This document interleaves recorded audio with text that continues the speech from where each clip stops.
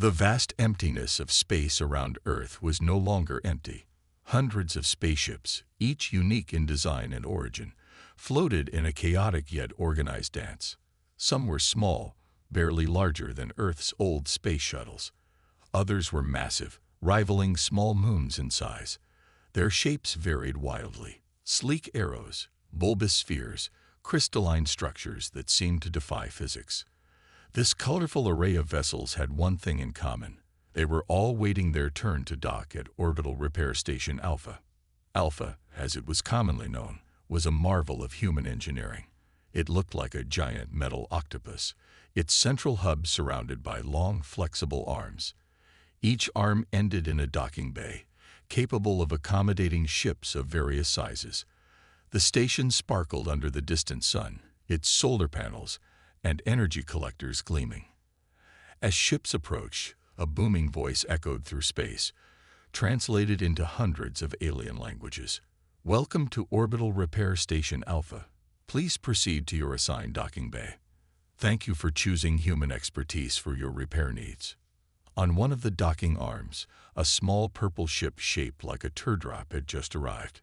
Its surface was covered in strange, swirling patterns that seemed to move on their own. A hatch opened, and out floated a blob-like creature with multiple eyes. It was met by a human in a spacesuit, who extended a hand in greeting. "Welcome to Alpha," the human said, her voice cheerful despite the translator. "I'm Engineer Martinez. What seems to be the problem with your ship today?"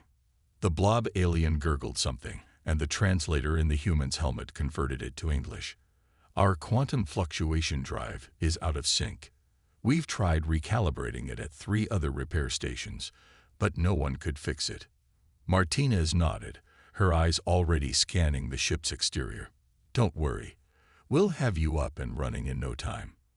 Let's take a look inside, shall we?" As they floated into the ship, the scene shifted to the bustling control room of Alpha. Dozens of screens lined the walls, each showing a different part of the station or a ship in need of repair. In the center, a holographic display of the entire station rotated slowly, ships blinking in and out as they arrived and departed. Captain Sarah Chen, the station's commander, stood before the main screen, her brow furrowed in concentration. "Status report," she called out. A young man with bright blue hair, clearly dyed to match the color of his alien homeworld, spoke up. "We're operating at 98% capacity, Captain. Docking bays 17 through 24 are full, with a waiting list of 53 ships. Estimated wait time for new arrivals is 6 Earth hours." Chen nodded, a small smile playing on her lips. "Not bad. Any unusual cases?" An older woman with cybernetic implants visible on her temples chimed in. "Bay 12 has a Zorth battlecruiser with a fried plasma coil. Bay 19 is dealing with a Xindi transport that somehow managed to tangle its own space-time manifold. And how are our guests from the Andromeda Galaxy doing?" Chen asked, turning to face a tall, willowy alien with silver skin. The alien, an ambassador from a far-off world, bowed slightly. "They are most impressed, Captain Chen. They had not believed the stories of human ingenuity, but seeing your teams at work has convinced them. I believe they will be recommending Alpha to all their allied worlds." Chen's smile widened. "Excellent. Keep up the good work, everyone. Remember, every ship we fix, every problem we solve, is another step towards humanity's place in the galactic community." As if to punctuate her words, a cheer erupted from one of the repair bays. On a nearby screen, a ship that had arrived in pieces was now whole again, its lights flickering to life as its crew celebrated. Outside, in the endless black of space, more ships appeared on the horizon. Word had spread across the stars. If you had a problem no one else could solve, if your ship was beyond hope, you went to the humans. At Orbital Repair Station Alpha, the impossible became possible, and the humans were always ready for the next challenge. Captain Drek of the Valaxian Starfleet stood at the viewport of his ship, the Stellar Whisper. His 4 eyes blinked in rapid succession, a sign of disbelief among his species. The massive form of Orbital Repair Station Alpha loomed before him, bustling with activity. "I still can't believe we're trusting humans with our ship," Zrek muttered to his first officer, Glynn. "They've barely left their own solar system." Glynn's antenna twitched, picking up the mixed emotions from her captain. "Sir, remember what the Arcturian ambassador said. If anyone can fix our quantum drive, it's the humans." As the Stellar Whisper approached its assigned docking bay, Zrek watched a team of humans in sleek spacesuits float out to meet them. The humans moved with a grace that belied their planet's high gravity, expertly maneuvering in zero-G. A voice crackled over the comm system. "Stellar Whisper, this is Alpha Control. Please power down your engines and prepare for docking procedures." Zrek gave the order, and soon the ship was securely attached to one of Alpha's many arms. The airlock hissed open, and a human with bright red hair and a friendly smile stepped aboard. "Welcome to Alpha, Captain Zrek," the human said, extending a hand. "I'm Chief Engineer Akira Tanaka. I understand you're having trouble with your quantum drive." Zrek hesitated before shaking the offered hand, surprised by the human's firm grip. "Yes, that's correct. It's been malfunctioning for weeks. We've tried everything." Tanaka nodded, already pulling out a strange device from his toolkit. "Mind if I take a look?" Without waiting for an answer, Tanaka floated towards the engine room, his device beeping and flashing. Zrek and Glynn followed, exchanging worried glances. In the engine room, Tanaka hovered before the massive quantum drive, his eyes darting between his device and the alien technology. "Interesting," he murmured. "Your quantum fields are out of alignment by 0.003%. Zrek's lower eyes widened in surprise. "But that's within acceptable parameters. Our best engineers aid." "For most ships, yes," Tanaka interrupted, a twinkle in his eye. "But the Stellar Whisper isn't most ships, is she? You've got a Mark VI Quasar core in here, and those beauties are sensitive." Glynn leaned closer, her antenna quivering with curiosity. "How did you know that?" "The Quasar core is a closely guarded secret of the Valaxian fleet." Tanaka chuckled. "Let's just say we humans have a knack for figuring things out.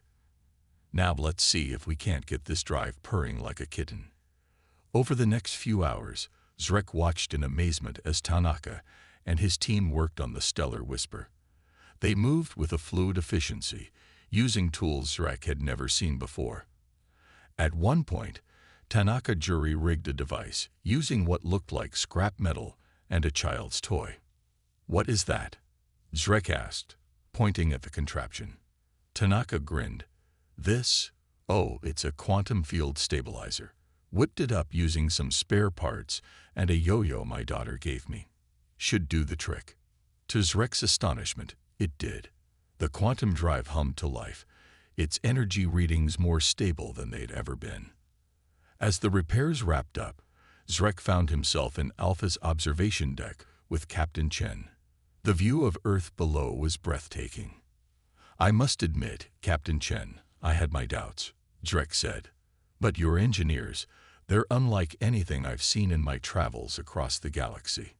Chen smiled. "It's the human touch, Captain Zrek. We may be newcomers to the galactic stage, but we bring something unique. Adaptability, creativity, and a never-say-die attitude." Zrek nodded thoughtfully. "I think I understand now why ships flock to your repair stations. It's not just about the repairs, is it? It's about the problem-solving, the ingenuity." "Exactly," Chen replied. "Every ship that comes here is a new puzzle, a new challenge. And humans, well, we love a good challenge." As Zrek prepared to depart, he found himself looking at Earth with new eyes. This small blue planet, home to a species that had only recently reached the stars, was changing the face of galactic engineering. The Stellar Whisper undocked smoothly, its systems running better than ever. As they set course for home, Zrek made a mental note. Next time something broke, no matter how minor, they were coming straight to the humans. After all, with human expertise, the impossible became possible. The Grand Council chamber of the Galactic Alliance buzzed with activity. Representatives from 1,000 worlds gathered for their annual meeting. Beings of all shapes, sizes, and colors filled the room. Some floated in anti-gravity bubbles, others slithered across the floor, and a few existed as pure energy. At the center of it all stood Ambassador Lyra, Earth's representative. She was tall for a human, with dark skin and bright, intelligent eyes. Today, she wore a smile that couldn't be contained. The Alliance president, a towering crystalline being named Zix, called the meeting to order. Before we begin today's agenda, I believe Ambassador Lyra has an announcement. Lyra stepped forward, her voice clear and strong. Thank you, President Zix. I'm pleased to report that Orbital Repair Station Alpha has just completed its millionth successful repair. A murmur rippled through the chamber. Even for a galactic civilization, this was an impressive number. Not only that, Lyra continued, but we've reduced our average repair time by 30% and increased our customer satisfaction rating to 99.8%. The murmur grew louder. An tentacled alien near the front waved its appendages excitedly. Is it true, it gurgled through a translator, that your engineers fixed a Zarn-class dreadnought using only a rubber band and something called duct tape? Lyra chuckled. That's a bit of an exaggeration. But yes, our engineers did manage to temporarily repair a Zarn-class ship's hull breach using some unconventional methods. On the other side of the chamber, a beam made of pure light pulsed rapidly. We've heard stories of impossible repairs, ships beyond hope, brought back to life. How do you humans do it? It's simple, Lyra replied. We never give up. Where others see impossibility, we see a challenge. It's part of our nature. As the questions continued, the scene shifted to a busy spaceport on the planet Nexus VI, a major trading hub. Two alien captains stood watching their ships being loaded with cargo. Captain Kroll, a reptilian being with scales that shimmered like oil on water, turned to his companion. You won't believe what happened on my last run. Vex. Captain Vex, a furry creature with 6 arms and 3 eyes, looked intrigued. Oh, do tell. Kroll's scales rippled with excitement. My ship's AI core crashed in the middle of a solar storm. We were drifting. No power, no comms. I thought we were done for. Vex gasped. An AI crash. That's supposed to be impossible. That's what I thought too. Kroll nodded. But then we managed to limp to the nearest repair station. It was one of those human ones, Orbital Repair Station Beta. And Vex leaned in, all 3 eyes wide. They fixed it, Kroll exclaimed. Not only that, they improved it. My ship's running 20% more efficiently now. The human engineer, I think her name was Zhang. She did something with the quantum circuits that even the AI's original designers hadn't thought of. As Kroll finished his story, a small crowd had gathered, listening intently. Similar conversations were happening all across the spaceport, and indeed, across the galaxy. On a distant planet, a classroom full of young aliens watched a holographic display of Orbital Repair Station Alpha. And here, the teacher said, pointing to a section of the station, is where the humans keep their junk drawer. It's filled with odd bits and pieces that they use to create innovative solutions. One student raised a tentacle. Teacher, why don't we just copy the humans' repair techniques? The teacher's bioluminescent spots pulsed thoughtfully. It's not that simple. The humans have a unique way of thinking, of approaching problems. It's not just about the techniques, it's about their mindset. Back in the council chamber, Ambassador Lyra was wrapping up her announcement. In conclusion, we invite all members of the Alliance to visit our repair stations. See for yourselves what human ingenuity can do. As the chamber erupted in applause, President Zix leaned down to whisper to Lyra. I must say, Ambassador, your species continues to surprise us. Who would have thought that a race so young could teach the galaxy so much about problem solving? Lyra smiled. "We're just getting started, Mr. President. Just wait until you see what we do next." As the meeting continued, news of human repair prowess spread further across the stars. In every corner of the galaxy, the message was clear.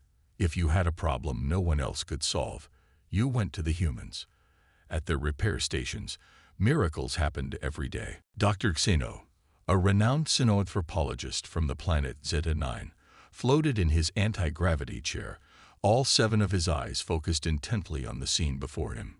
He had come to Earth to study the secret behind human ingenuity, and now he found himself in the heart of Orbital Repair Station Gamma, the newest and most advanced human repair facility.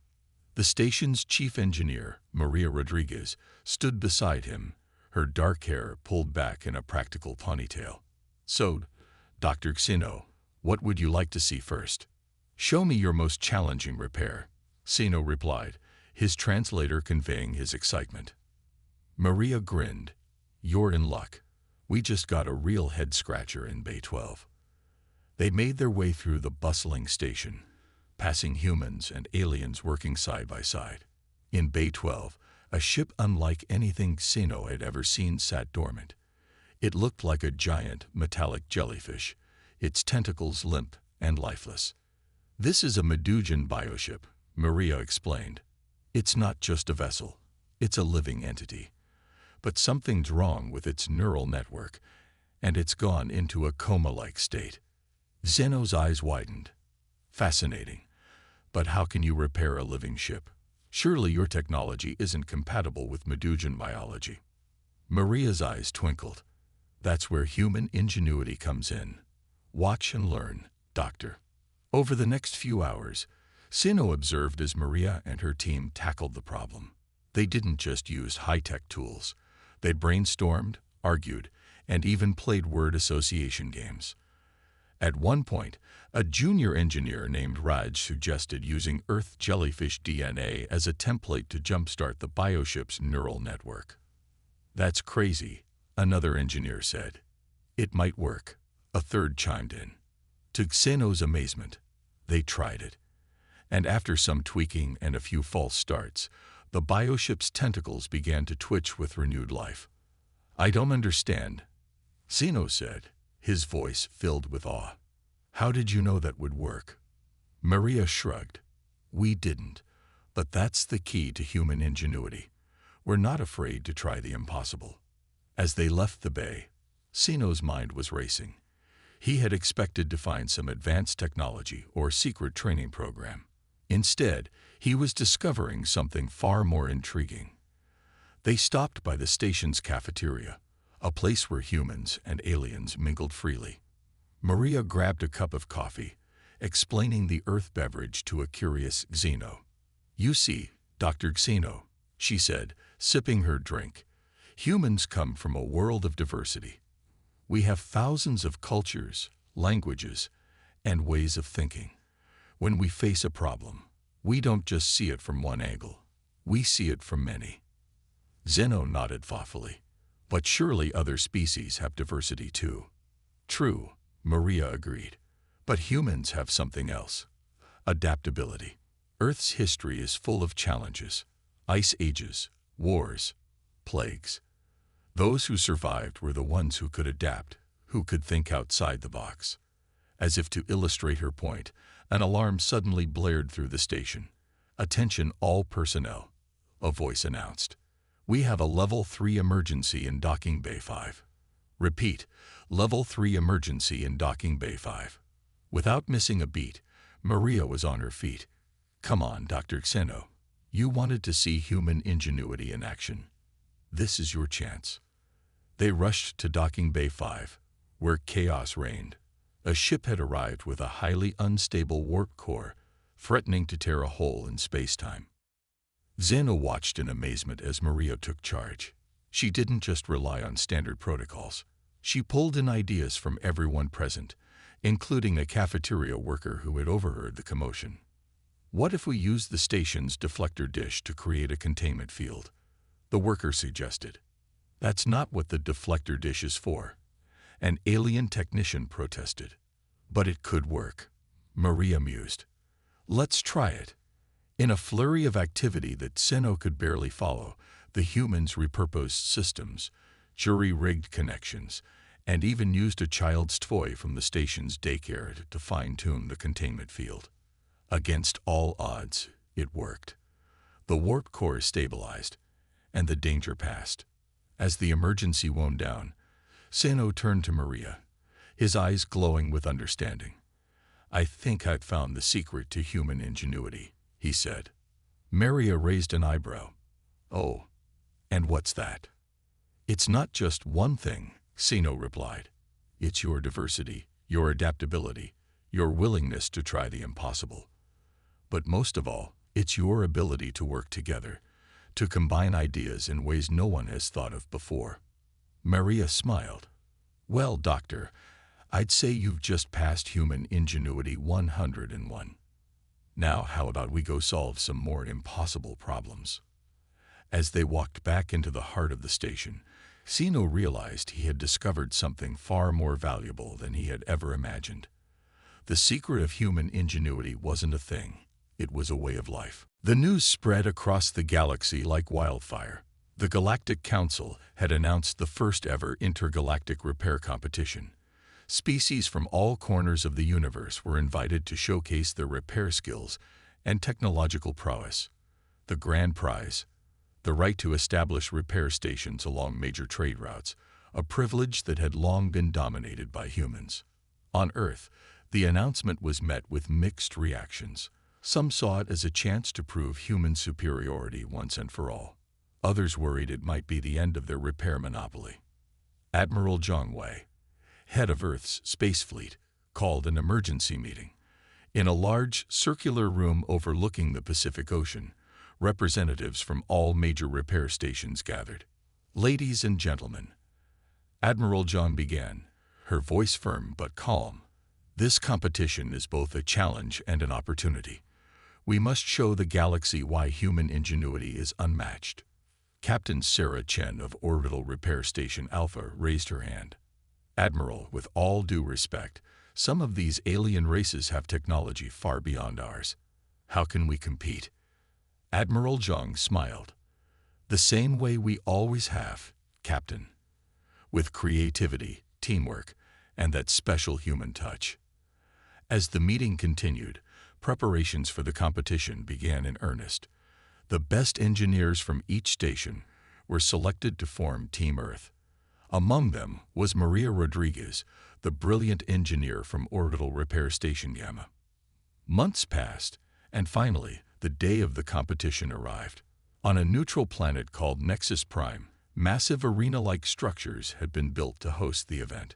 Thousands of spectators from hundreds of species filled the stands, eager to see the galaxy's best engineers in action. Team Earth arrived, their uniforms a proud blue and green, representing their home planet. They were led by Maria Rodriguez, her face a mask of determination. The competition was divided into 3 rounds. The first was a speed round, testing how quickly each team could repair standard spacecraft issues. The second was an efficiency round, judging the elegance and effectiveness of the repairs. The final round was the ultimate test, repairing an unsolvable problem. In the first round, Earth held its own but didn't stand out. The Zorblaxians, with their hive mind efficiency, completed their repairs in record time. The humans finished a respectable third. The second round saw Earth climb to second place. Their repairs weren't just functional. They were innovative, often improving the original designs. Only the Quantum Collective, a race of energy beings, scored higher. As the final round began, tension filled the air. The challenge was revealed. A ship with a trans-dimensional drive had become stuck between dimensions, its crew trapped in a state of quantum uncertainty. The Zordlaxians tried first, their hive mind working furiously to calculate a solution. After hours of effort, they admitted defeat. The Quantum Collective went next. Their energy forms allowed them to partially enter the trans-dimensional state, but they couldn't fully resolve the problem. Finally, it was Earth's turn. Maria stepped forward, her team behind her. She stared at the flickering, half their ship for a long moment. "Okay, Team, she said, let's think outside the box. Way outside. What happened next would be talked about for generations to come. The humans didn't just try to fix the ship. They reimagined the very concept of dimensional travel. They combined elements of Zorblaxian hive mind theory with quantum collective energy manipulation, all held together with good old-fashioned human ingenuity. Hours passed. The spectators watched in awe as the humans worked, their actions often seeming random or even nonsensical. They used tools in ways they were never intended, jury-rigged impossible connections, and at one point, Maria was seen talking to the ship as if it were alive. Just when it seemed they had failed, the ship suddenly snapped fully into reality. The crew, dazed but alive, emerged to thunderous applause.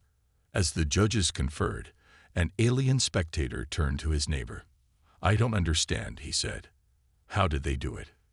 The neighbor, who had visited a human repair station before, just smiled. "That's the thing about humans," he replied. "Half the time, they don't understand how they do it either. They just do." The final scores were tallied. Earth had won, but by the slimmest of margins. As Maria accepted the trophy, Admiral Zhang's words echoed in her mind. Creativity, teamwork, and that special human touch. The competition was over, but its impact was just beginning. Across the galaxy, species began to study human problem-solving techniques. Some even started sending their own engineers to train at Earth's repair stations. Human ingenuity had once again proven its worth, not by dominating, but by inspiring. And in the vast, ever-changing canvas of the universe, that was perhaps the greatest victory of all. The celebration of Earth's victory in the intergalactic repair competition had barely died down when an urgent message crackled through the communications system of Orbital Repair Station Delta. The message was garbled, filled with static, but the desperation in the alien voice was clear. Critical. Unknown technology. Please help. Captain Yuki Tanaka, newly appointed head of Station Delta, frowned as she listened to the message. "Can we clean this up?" she asked her communications officer. After a few moments of tweaking, a clearer version played. "This is the Starship Enigma. We've encountered a critical failure in our systems. Our technology is unique. No one else has been able to help. We've heard about Earth's repair stations. You're our last hope."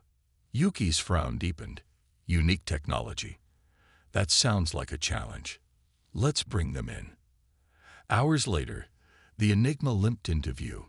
It was unlike any ship Yuki had ever seen. Its hull seemed to shift and change, as if it couldn't decide what shape it wanted to be. Parts of it glowed with an eerie, pulsating light, while others were dark and seemed to absorb all light around them. As the ship docked, Yuki assembled her best team.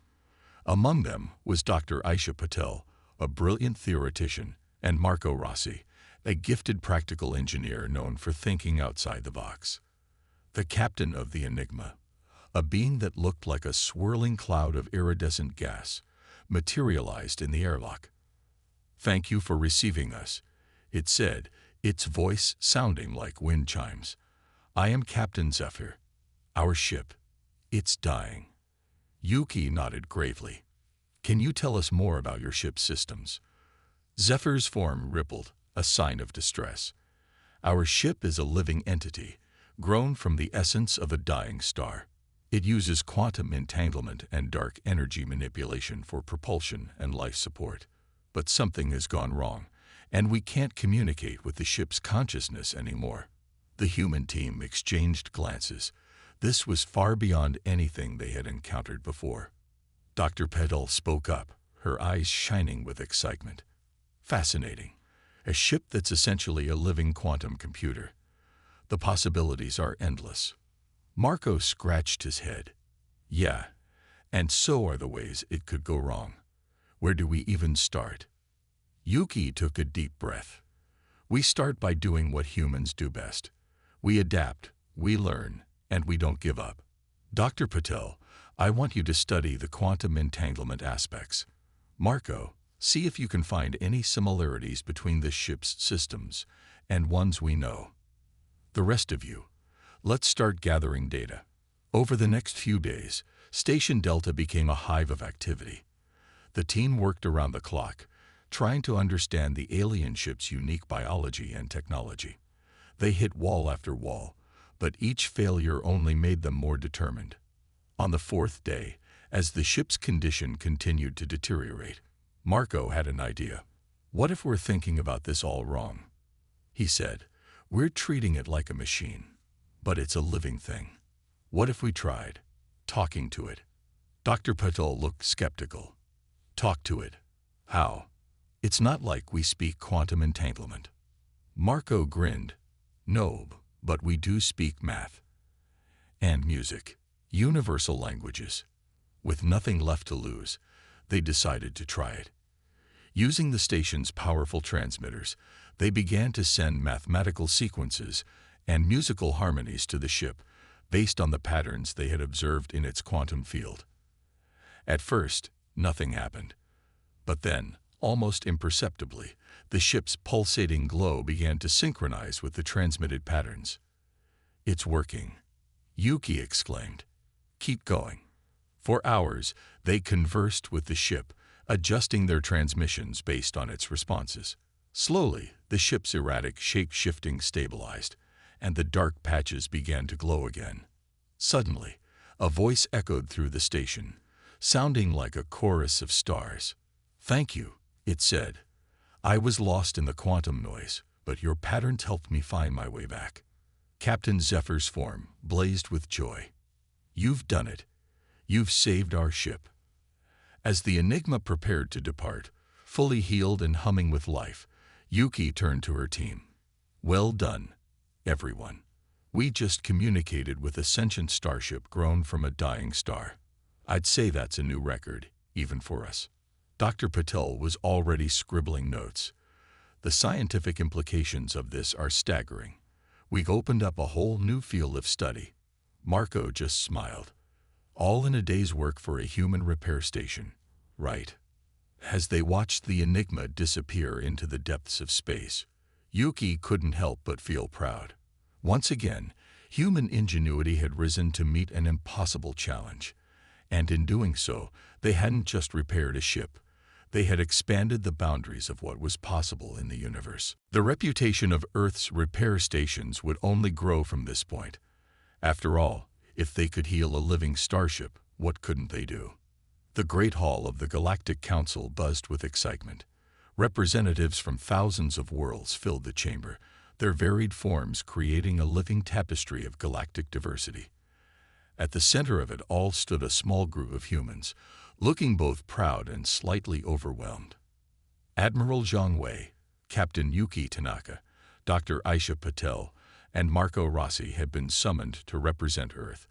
They stood tall, their uniforms crisp and adorned with the logo of Earth's orbital repair stations. The council president, a being of pure energy named Zix, called for silence. "Esteemed colleagues," Zix's voice resonated through the hall. "We are gathered here today to recognize an extraordinary achievement. The humans of Earth have not only won our repair competition, but have also solved a crisis that baffled our brightest minds." A murmur of agreement rippled through the crowd. Many had heard of the miraculous repair of the living starship Enigma. Zix continued, "We invite Admiral Zhang to address the council." Admiral Zhang stepped forward, her voice clear and strong. "Thank you, President Zix. We are honored to be here. The achievements you speak of are not the work of a few individuals, but a testament to the spirit of human ingenuity and collaboration." She paused, looking around the room. "For centuries, we humans looked up at the stars and dreamed. When we finally reached them, we found a galaxy full of wonders beyond our imagination. But we also found that our unique way of thinking, our ability to adapt and innovate, had a place among the stars." As Zhang spoke, holographic displays around the hall lit up, showing scenes from various human repair stations. Aliens and humans worked side by side, solving impossible problems, fixing unfixable ships. Our repair stations are more than just places to fix broken technology, John continued. They are hubs of innovation, cultural exchange, and mutual understanding. Every challenge we face teaches us something new, not just about technology, but about each other. The displays change, now showing the repair of the Enigma. Many council members leaned forward, fascinated by the unorthodox methods the humans had used. Dr. Patel stepped forward. What you're seeing is not just a repair, but a conversation. We learned to speak the language of a living starship, bridging the gap between biology, technology, and consciousness itself. Marco chimed in, his voice filled with excitement. And the best part, we're just getting started. Every day, we're pushing the boundaries of what's possible. Captain Tanaka nodded in agreement. Our stations are open to all. We don't just want to fix your ships. We want to learn from you, to grow together. The more diverse the challenges, the more we all benefit. As the humans spoke, the mood in the council chamber shifted. What had started as simple recognition was becoming something more. The aliens began to see the human repair stations not just as useful facilities, but as catalysts for galactic progress. And Elder Zorblaxian, his hive mind humming with curiosity, spoke up. We propose a motion to establish a Galactic Institute of Innovation, with the human repair stations as its foundation. Let us combine our knowledge and skills, with human ingenuity as the spark that ignites new discoveries.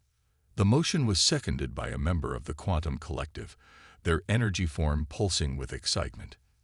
Zix called for a vote, and the result was unanimous. The Galactic Institute of Innovation would be created, with Earth at its heart. As the council erupted in cheers and congratulations, Admiral Zhang turned to her team, her eyes shining with pride and emotion. This, she said softly, this is why we look to the stars. Not just to explore, but to bring people together, to solve problems, to make the universe a better place. Marco grinned. So, does this mean we'll be even busier now? Dr. Patel laughed. Busier, yes, but imagine the possibilities. The things we'll learn, the problems we'll solve. Captain Tanaka smiled, looking out at the sea of alien faces, all excited about the future they would build together. Well, she said, I guess we'd better get back to our stations. It looks like we have a galaxy to help repair and improve. As the humans prepared to return to Earth, news of the Council's decision spread across the stars. On countless worlds, beings looked up at the night sky with new hope and excitement.